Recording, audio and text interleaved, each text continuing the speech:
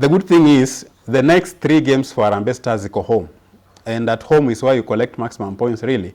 Wanacheza na Gabon, then in September is the Gambia, then is Seychelles. Those are teams they must beat at home. And if they were to collect these 9 points by the end of September, that is 9 added to the 6 that they have.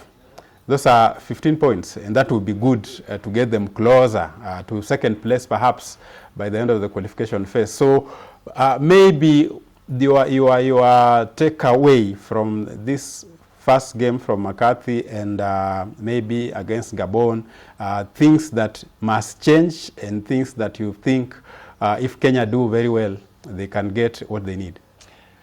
I think McCarthy first of all inafa sort out defensive issues zake kabisa.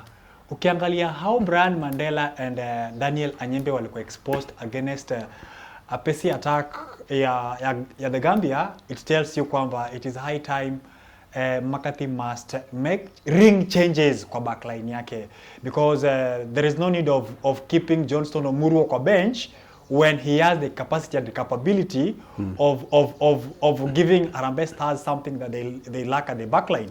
Then ukiangalia the way Minte ali-expose Eric Marcelo Ouma, I think Ouma needs to up his game, because 2 of the 3 goals that the Gambia scored zilitoka kwa flank yake.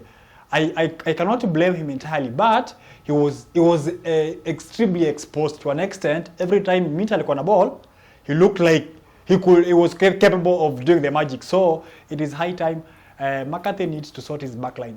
Ukisonga kwa midfield, we've got a big problem, because first half tulicheza na, it was more of a defensive minded approach, because all the 3 midfielders who started as midfielders are not actually midfielders. Ishmael Gonzalez, his actual position is in defense.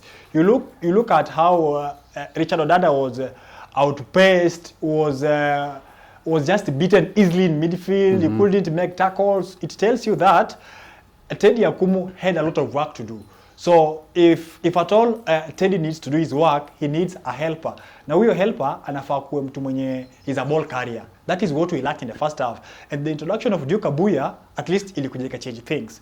If McCarthy can go with Duke Abuya as a number 8, then take another risk that if we had a player of Ostino Diambo's quality who was dropped altogether, Harambee Stars could have a different outlook and options in attack. But one midfielder and sorting the backline in priority sana kwa Benny McCarthy.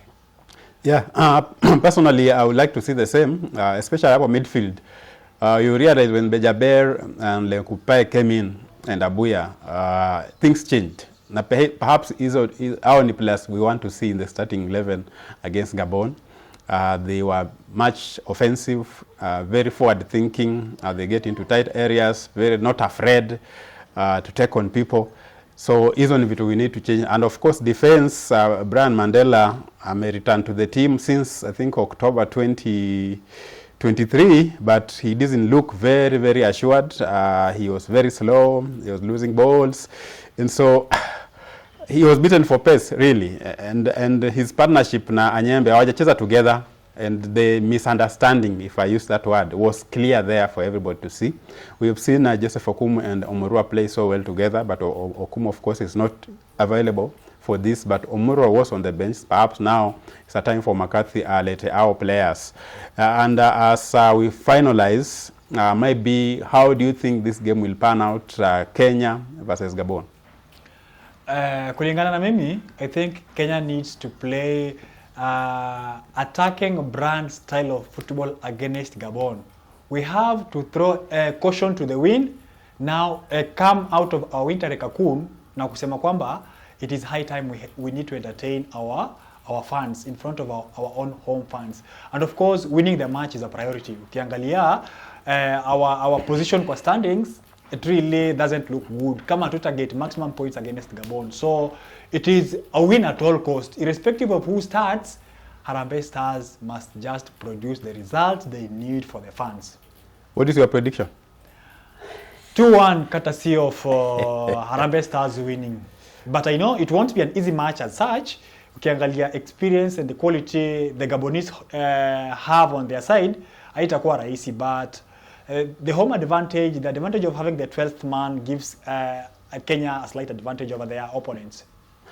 Yeah, so I want to be positive but also realistic at the same time. I feel like Harambee Stars bado wako na some issues into defense.